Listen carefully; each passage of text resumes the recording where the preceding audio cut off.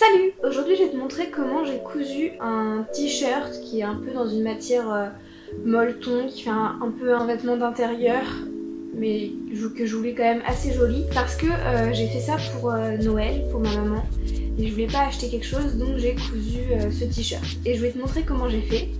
Donc tout d'abord j'ai pris une grosse chute de tissu. Voilà, faut savoir que j'ai cousu un pyjama pour mon frère dedans l'année dernière, donc c'est une chute, et j'ai cherché quel était le sens le plus intéressant pour couper mon tissu dedans en ayant la place de couper toutes les pièces. Et ensuite j'ai sorti mon patron, donc c'est un patron que j'ai fait moi-même en décalquant les contours d'un de mes t-shirts. Et je sais que ça correspond à la taille de ma mère, parce que moi je porte des t-shirts assez moulants et elle est beaucoup plus mince que moi, mais elle aime pas les vêtements qui sont trop près du corps. J'ai déjà fait des t-shirts pour elle avec ce patron et je sais que ça fonctionne. Donc je place mon patron, j'épingle et puis je coupe. Je ne trace toujours pas mes marges de couture, je le fais toujours un peu au pif. Je plie mon tissu parce que mon patron est au pli. Il faut que ce soit bien droit, donc pour ça j'essaie d'aligner les points. Il y a des espèces de petits points en relief sur mon tissu, donc je les aligne pour être sûr que mon tissu est bien dans le droit fil. Je coupe pas toujours dans le droit fil, mais je fais en sorte que ce soit dans le droit fil, soit dans le sens perpendiculaire au droit fil. Donc je couds à peu près 1 cm, 1,5 cm sur les côtés, mais par contre en bas je laisse beaucoup plus de marge parce que le t-shirt que j'ai décalqué pour faire ce patron est un crop top et ma mère elle aime pas du tout ça, les vêtements qui sont trop courts, donc je rallonge bien en espérant que ce soit suffisant parce que de toute manière j'ai pas assez de tissu pour le rallonger encore plus. Donc je fais la même opération pour le devant du buste et le dos. Et pour que la façon dont je les rallonge en bas du buste soit la même, je prends mon dos pour que quand je coupe le devant, j'ai la même longueur qui soit rajoutée en bas. Je place mon patron de devant de façon à ce qu'il y ait la même longueur rajoutée en bas que pour le patron du dos.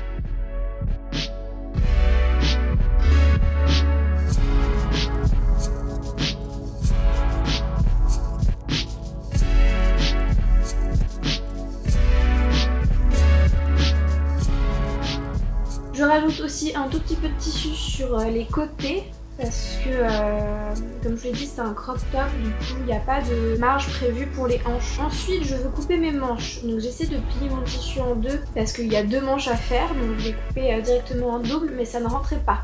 Du coup je coupe d'abord une première manche et puis après pour coudre la deuxième, je vais pouvoir me mettre à un autre endroit du tissu et comme ça je peux bien respecter le droit fil.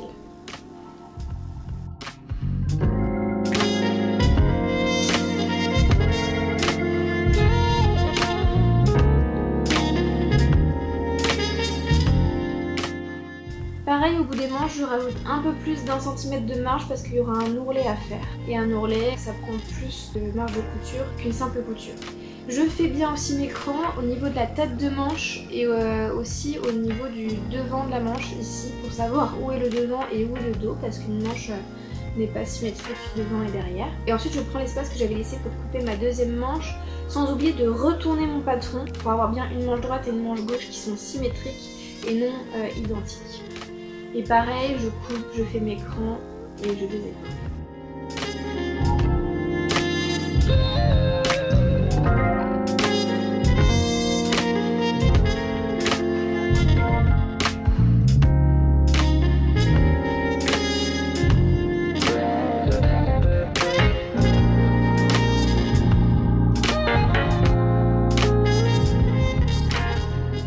Ensuite, je vais tout épingler parce qu'il va falloir coudre à la surjeteuse.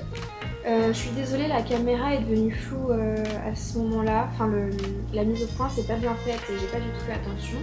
Donc, pour épingler, je prends chaque manche et je les plie en deux. Donc l'endroit à l'intérieur et l'envers à l'extérieur. Comme ça, c'est bien endroit contre endroit. Et j'épingle au niveau de toute la couture qui est sous le bras. Pour le buste, je prends le devant et le dos. Je les place endroit contre endroit et j'épingle les coutures du dessus des épaules et des côtés.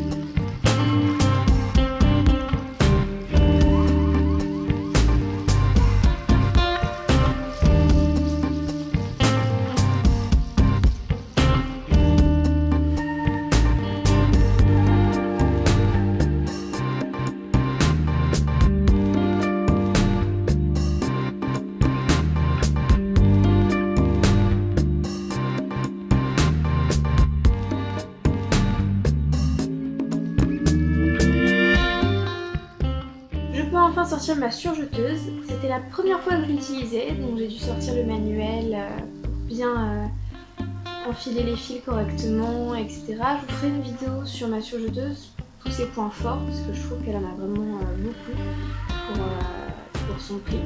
Ce qui m'a étonnée et que j'ai tenu à vous montrer, c'est qu'il y avait 4 fils qui étaient déjà enfilés sur la machine, de 4 couleurs différentes, pour bien expliquer quelle couleur passait où, quel était le chemin dans l'enfilage de chaque fil, et je trouvais ça très sympa qu'ils aient fait ça.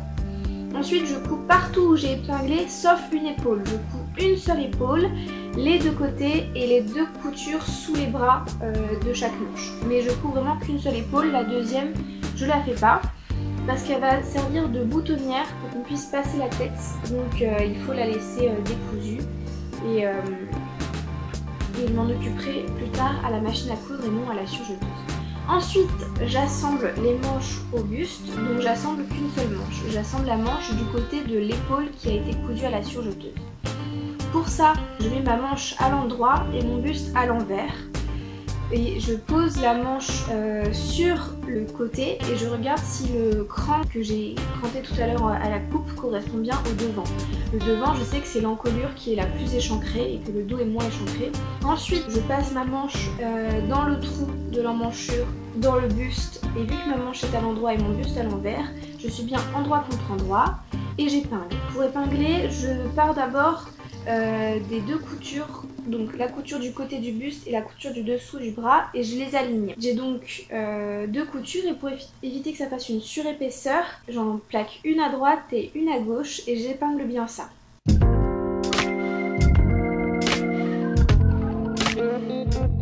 Ensuite, je prends le côté opposé de l'emmanchure, donc j'avais pris celui d'en bas, je prends le côté opposé qui est en haut, et j'ai un cran qui correspond à ma tête de manche qui doit être aligné avec la couture de l'épaule. Je l'épingle en plaquant bien toujours la couture de l'épaule, et ensuite j'épingle tout autour. Je passe ça ensuite à la surjeteuse, et je fais un nœud à la fin de ma couture, parce que toutes les coutures que j'ai fait précédemment au niveau du buste, les bords à la fin et au début, on va coudre par-dessus avec d'autres coutures au niveau de l'encolure, au niveau des ourlets des bas de manche, au niveau de l'ourlet du bas de vêtements, etc. Mais la couture de l'emmanchure, c'est la seule où on ne repasse pas en cousant par-dessus à aucun moment. Du coup, il faut faire un nœud à la fin. Ensuite, je vérifie que tout a bien été cousu correctement, et si c'est pas le cas, je reprends. Là, j'ai repris, et donc je fais bien un nœud au début et à la fin de ma couture parce que j'avais un endroit où ça n'avait pas été bien cousu, donc j'ai repris. Et il faut bien faire des nœuds pour pas que ça se découse.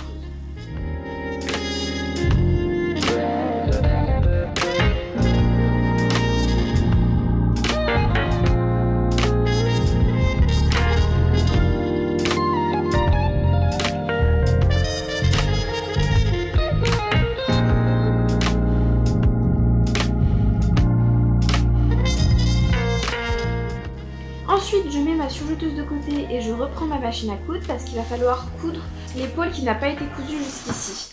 Donc j'enlève les épingles, en fait j'avais épinglé pour rien, mais bon, au moins c'était pour vous montrer ce que je faisais. Donc je désépingle, et chacune des 2 épaules, donc l'épaule arrière et l'épaule devant, je les désépingle bien pour les prendre séparément et coudre un point zigzag pour éviter que le tissu ne s'effiloche.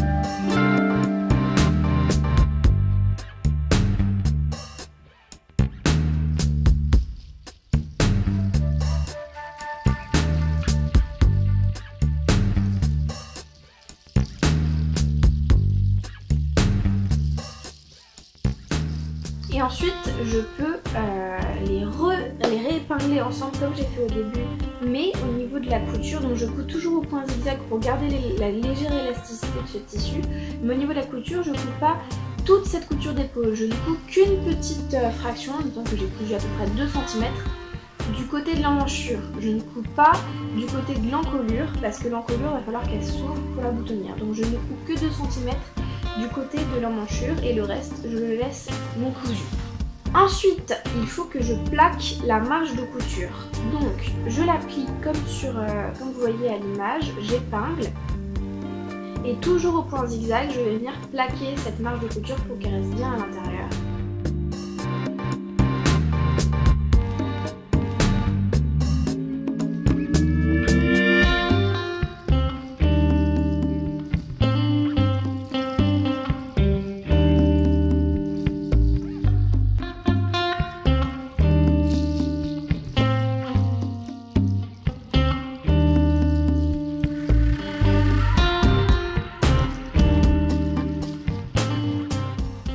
Des deux côtés.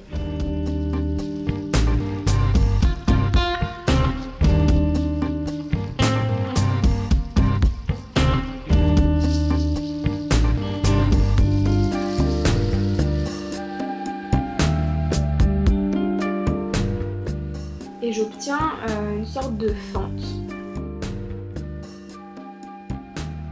Et je profite que ma machine à coudre soit sortie pour faire tous les ourlets. Donc il faut que je fasse l'ourlet de bas de manche et l'ourlet de bas de vêtement. Donc je prends ma première manche, je regarde de quel côté a été plaquée la couture de dessous de manche au niveau de l'emmanchure. Et je vais venir la plaquer du même côté au niveau du poignet. Tout simplement par perfectionnisme, ça change pas grand chose si là elle est tordue vu la longueur de la couture. Mais donc je couds ça au point zigzag pour pas que la couture craque si on tire trop sur la couture. À la fin de la couture, pour éviter que ça bourre quand on fait le point d'arrêt de fin de couture, il faut qu'on n'ait pas de fils qui nous embêtent, notamment les fils du début de la couture. On va venir faire une pause dans notre couture pour couper les fils du début de la couture et pouvoir passer à ce niveau-là et faire notre fin de couture avec un point d'arrêt à la fin. Je prends ma deuxième manche, je la retourne pour pouvoir faire un ourlet. Même si elle n'est pas cousue au vêtement, c'est pas grave, je peux faire l'ourlet maintenant. Et de la même façon, je replie vers l'intérieur 2 fois, j'épingle et je couds.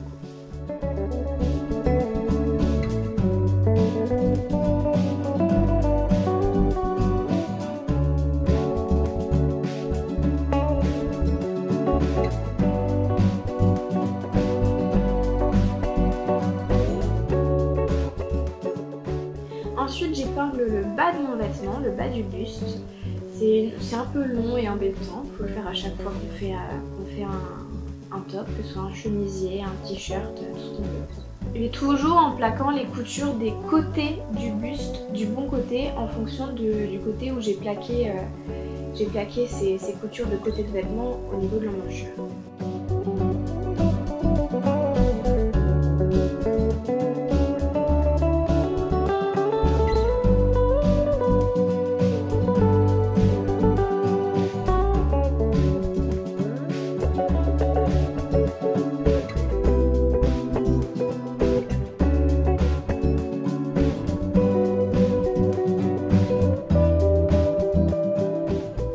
Et à la fin de la couture, pareil, je m'arrête pour couper les fils du début de la couture avant de passer par-dessus de nouveau et de faire mon point d'arrêt.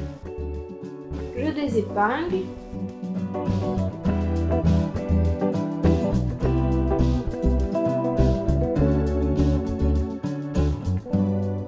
Je vérifie que ma couture n'a aucun problème. Donc pour ça je retourne le t-shirt. Et ensuite je vais de nouveau le mettre à l'envers et la manche à l'endroit parce qu'il faut que je couse la manche que je n'ai pas encore cousue. Donc je mets la manche à l'endroit, le buste à l'envers. Et comme tout à l'heure, je vais épingler d'abord la couture de dessous de manche avec la couture du côté du buste en plaquant de chaque côté les marges de couture. Puis la tête de manche au niveau de la couture épaule et enfin mettre des aiguilles tout au long de la manche avant de passer ça à la suivante.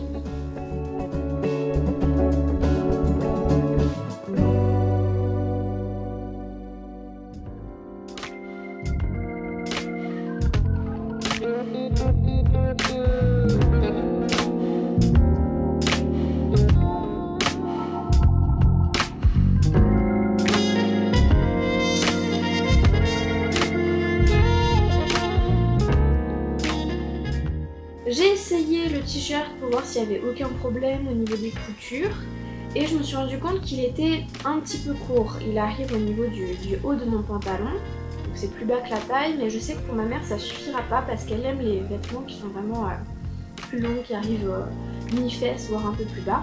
Et donc pour ça il faut que je le rallonge. Donc j'ai eu l'idée de faire une fronce en bas du vêtement, une petite basque foncée.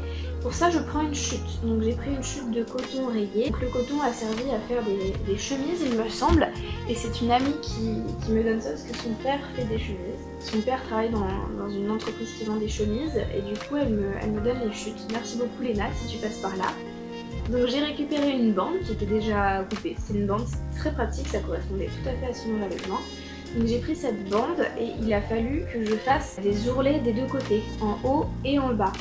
Et donc j'ai utilisé ma surjeteuse pour faire des ourlets roulotés, parce qu'ils me semblaient beaucoup plus rapides. Et j'ai pu comme ça tester une fonctionnalité de ma surjeteuse. C'était beaucoup plus sympa que de devoir épingler tous les ourlets à la main. Et comme ça au moins je n'ai pas perdu de tissu parce que je n'avais pas dit que c'était des chutes, donc j'ai pas perdu de tissu en le rentrant deux fois pour faire un ourlet. Le seul petit problème c'est que faire un ourlet rouloté, j'ai regardé sur le manuel d'instruction, on demandait de mettre un des fils de la surjeteuse à une tension de 8, ce qui est beaucoup. Et d'où ce fil cassait régulièrement à cause de la tension.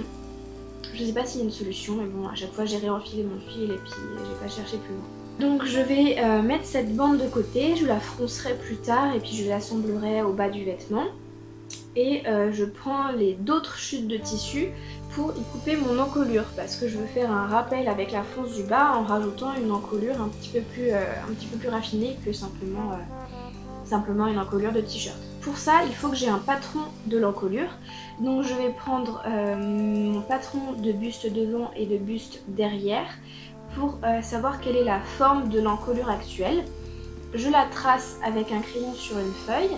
Je trace aussi la ligne d'épaule. Je rallonge la ligne d'épaule à l'aide d'une règle pour que ce soit dans l'alignement. Et je trace une ligne parallèle à l'encolure actuelle qui va faire une encolure qui sera plus haute. J'ai un col devant qui va être au pli et un col dos qui va être au pli. Je découpe mes deux cols ainsi dessinés et je mesure la largeur de l'actuelle encolure.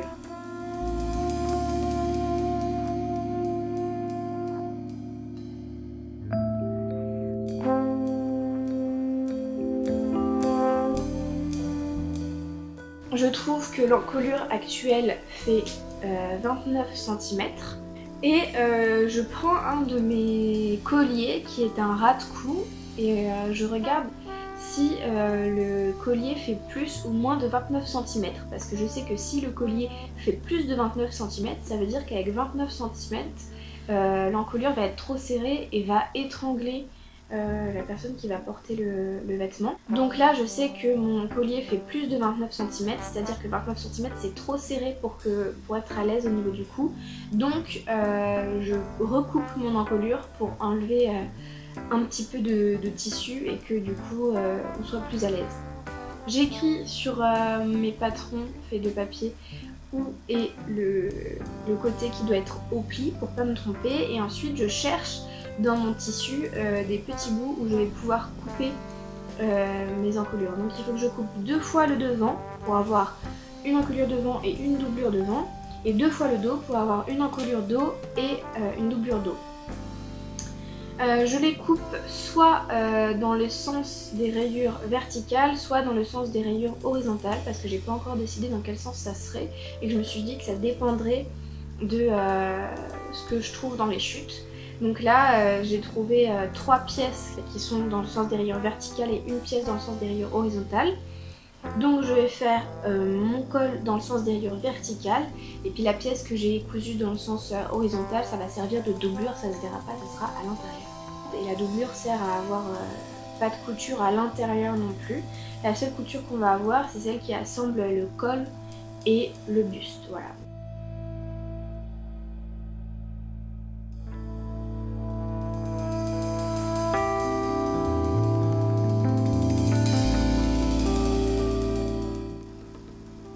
Je laisse toujours une marge de couture quand je coupe autour de mon patron, toujours 1 cm. Et puis quand je plie mon tissu pour couper mes pièces au pli, je fais attention à ce que les rayures soient bien alignées. C'est très pratique les rayures pour couper du tissu au pli. J'ai donc 2 devant et 2 dos, avec le devant qui va venir sur le dos.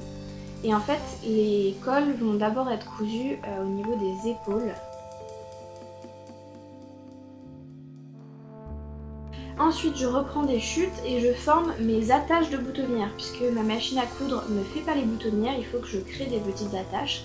Donc on fait comme pour du biais, on coupe des rectangles, on va venir plier en deux et de nouveau en deux comme vous voyez à l'image. Et on coud ça au point droit afin d'avoir des petits cubes qui sont bien fermés.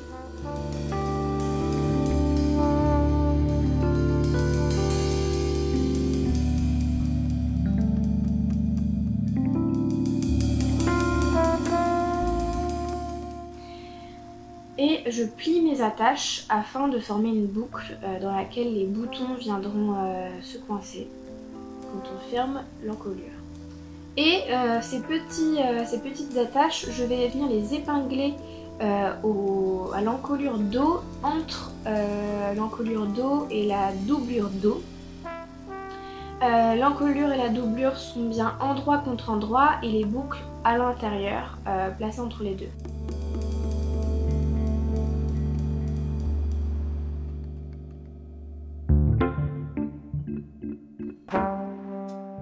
Je couds au point droit et je retourne.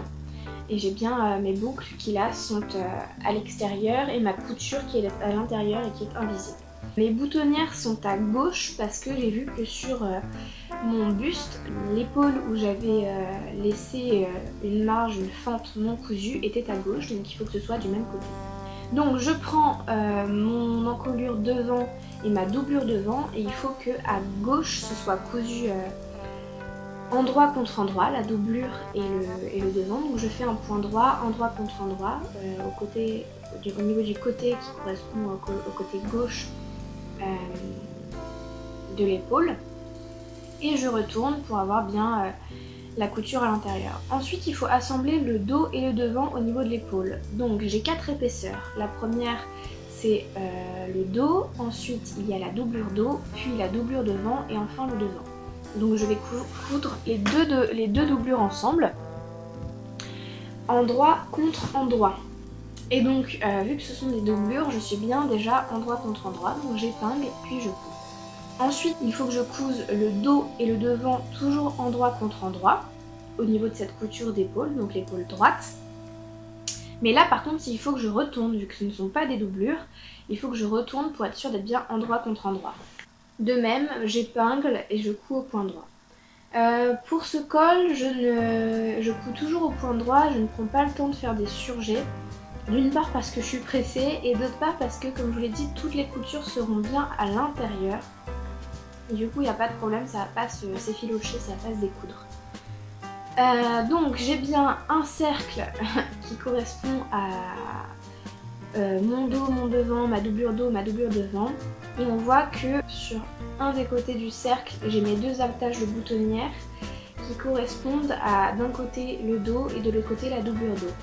Si je plie le cercle en deux en mettant les attaches d'un côté, j'ai bien la doublure dos qui est contre le dos et la doublure devant qui est contre le devant, avec le dos et le devant qui sont attachés au niveau de l'épaule droite. L'épaule droite, la couture de l'épaule droite qui est au niveau du milieu. Il faut maintenant coudre le haut du col, c'est-à-dire qu'il faut assembler les pièces du dos et du devant avec leurs doublures respectives.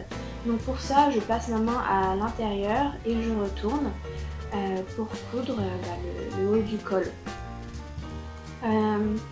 Je commence par bien aligner les coutures de l'épaule droite en mettant une à droite et une à gauche pour pas que ça fasse de surépaisseur. Et comme ça, je suis sûre que ce sera bien aligné. Et puis je mets des épingles tout du long, ensuite le long des encolures.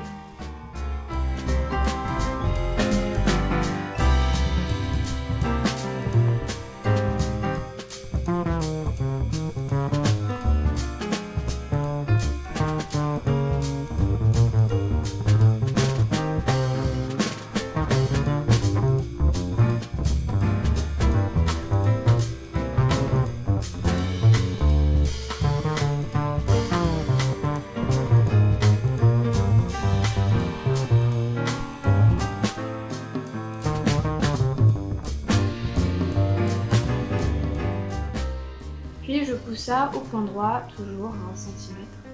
Je désépingle et je vais dégarnir les angles. Notamment, je vais enlever le surplus de tissu au niveau des attaches de boutonnière, les angles de l'encolure, et je fais des crans tout au long du cou. Parce que quand on va retourner, vu que c'est un arrondi, et ben, ça va tirer sur le tissu. Donc si on fait des crans, ça tirera moins et ça va se plaquer de façon beaucoup plus jolie. Donc on retourne, on fait attention au torsade, parce que ça commence à torsader. Et on va venir dégager l'angle. Donc ça correspond à l'épaule gauche devant. On va venir dégager cet angle-là. Et je repasse cette pièce. Et là on voit bien que j'ai derrière l'encolure dos qui est bien doublée avec toutes les coutures à l'intérieur. Et pareil, l'encolure devant qui est bien doublée avec toutes les coutures à l'intérieur. Et je vais pouvoir épingler ça au buste, endroit contre endroit, et coudre à la surjeteuse. Je couds à la surjeteuse parce que c'est plus rapide d'avoir directement la couture et le surjet. Par contre, j'ai fait une bêtise, je n'ai pas bien épinglé endroit contre endroit. J'ai cousu l'endroit du col contre l'envers du buste. Et donc j'ai ma couture de col qui est visible quand on porte le vêtement. Et donc j'ai dû tout découdre à la main et tout recoudre, ce qui m'a pris beaucoup de temps. Vu que j'ai pris tout mon temps à découdre et à recoudre ce col au buste, je n'avais plus de temps pour assembler la fronce, donc je suis rentrée chez mes parents et j'ai assemblé la fronce avec la machine à coudre qui est chez mes parents. Donc pour faire la fronce, j'ai pris cette machine à coudre et la bande que j'avais utilisée tout à l'heure et je couds au point droit au bord du tissu avec un point très très large. Et en fait ça va foncer naturellement le tissu ou pas. Des fois ça ne fonce pas, mais le fait d'avoir un point très large, ça fait qu'on va pouvoir prendre une des extrémités de la bande, tirer sur un des deux fils et ça va former des fronces. Ça prend un petit peu de temps, mais on tire sur les fronces et on forme les fronces en tirant toujours sur le même fil et en décalant les fronces sur ce fil.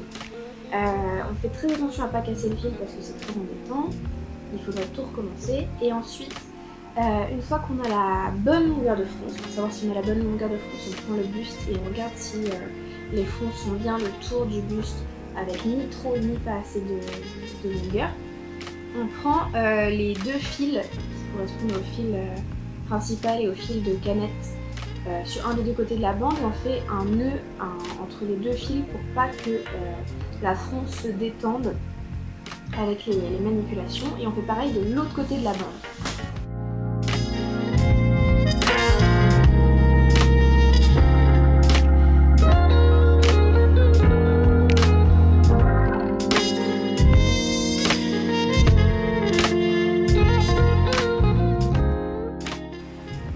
Ensuite, il faut fermer ce cercle parce que la bande, elle va faire un cercle autour de la taille que vous allez porter. Et donc, il faut fermer ce cercle. Donc, on prend les deux extrémités de la bande et on coud endroit contre endroit, au point droit, tout simplement.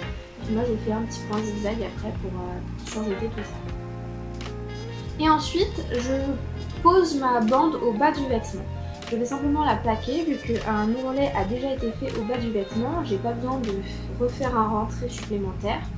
Et le fait de simplement plaquer la bande sur le buste, ça va permettre d'éviter de perdre du tissu au niveau des marges de couture.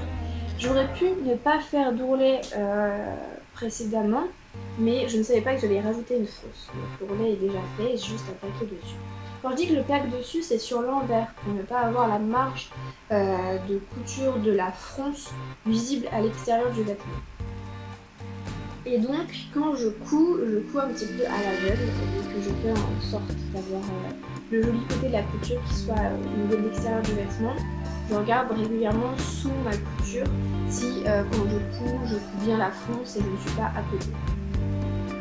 Le problème, c'est qu'avec les surépaisseurs au niveau des coutures des côtés du vêtement, mon aiguille a cassé. Et donc j'ai dû finir toute cette couture à la main, ce qui fut très long et fastidieux. Et pour finir, je couds mes boutons sur l'épaule gauche avant.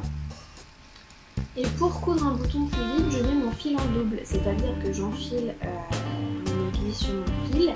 Et ensuite, je fais un nœud à l'extrémité du fil, mais avec les deux les extrémités du fil, ce qui fait que mon fil est en double. Je vais aller 2 fois plus vite en cousant mon bouton. Et les boutons sont aussi de récupération parce que je les ai récupérés chez mon grand-père et je me suis débrouillée pour prendre des boutons qui étaient tout seuls, enfin ils étaient que 2. Et j'essaie de garder les boutons que j'ai en 6 fois ou 8 fois pour les chemisiers, les robes, etc. et d'écouler mes stocks de boutons esselés quand je fais ce genre de petits projets. Et voilà, je laisse avec le résultat de ma mère qui a eu son cadeau à Noël et qui le porte.